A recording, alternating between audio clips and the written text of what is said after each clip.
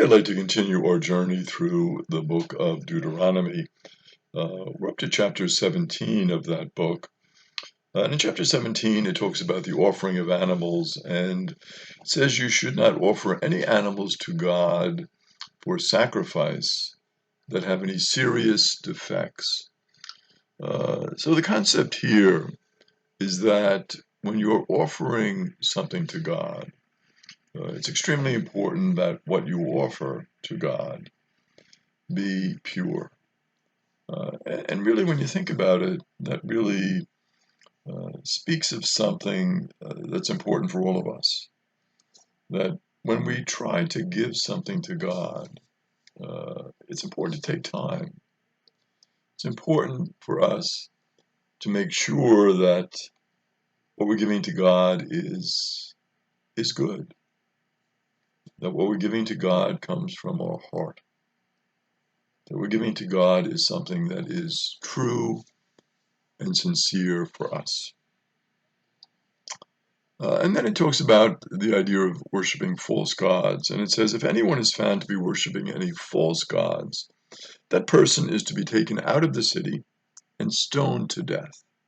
And at first, you read that and you're like, ooh, this is kind of harsh. They're worshiping a false god and then they're stoned to death.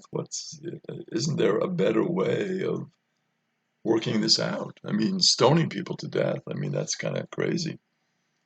But the idea is the seriousness with which they take this concept, that we shouldn't be worshiping these false gods. And if we do, there are going to be consequences to that. Consequences for us, but also in terms of consequences for the community. And of course, this goes to a time when the Jewish people were living in lands where they were surrounded by a lot of people that were worshiping these false gods and goddesses. And so it was something that could be really very destructive for the entire community. But in order for this to happen, this stoning to death, the testimony of 2 or 3 witnesses is needed. And the witnesses would have to be the first ones who would be the throwing the stones. So very interesting how they work this out, that the importance of the witnesses, but yet the witnesses would be the ones who would be actually casting out the stones. Now, more complicated cases, though, which could arise, are brought to either a judge, who would be a layperson, or to the high priest, and that would be in a religious matter. Their decision is to be accepted. Anyone who is insolent and does not accept that decision is to be killed. And again, you could say, well, this seems harsh. They're stoning people, worshiping false gods. Now they're killing people who don't accept the judgment.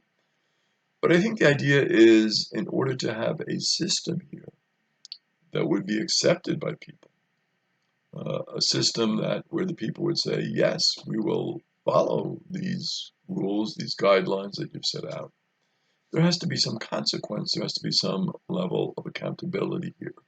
And this is what really they're calling for here in the book of Deuteronomy. Now it goes into the choosing of a king, and it says, if you choose to have a king when you are settled in the promised land, which eventually the people did, the king should not have a great number of horses, because of the potential for Israel to become a vassal state to Egypt because of accepting the horses from Egypt.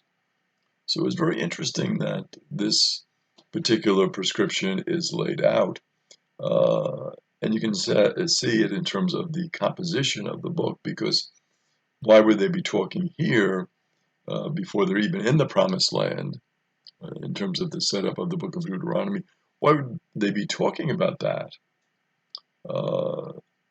and putting out these prescriptions unless this was actually written when they were really in the promised land and they had a king and they were trying to deal with all of the implications of having a king? Interesting about the horses. So the idea is that if you have the horses, well, you would be related to Egypt in terms of their horses, and you would become then a vassal state to Egypt. And they wanted to make sure that they had their own independence and they were not a vassal state to anyone. The king, though, must not be a foreigner. He shall not make the people go back to Egypt to acquire the horses. So again, this was always the worry. Maybe what would happen here is that this relationship with Egypt, now that the people are out of Egypt, that it would continue and somebody would again bring the people back to Egypt or establish some sort of relationship with Egypt, and there could be problems in terms of the independence of the people, but also in terms of the religious practices of the people. So the idea was, don't have horses.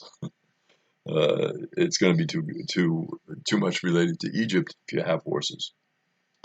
The king should not have a great number of wives, and never actually define there what is a great number of wives. So the king obviously can have more than one wife, but shouldn't have a great number of wives, however many that might be.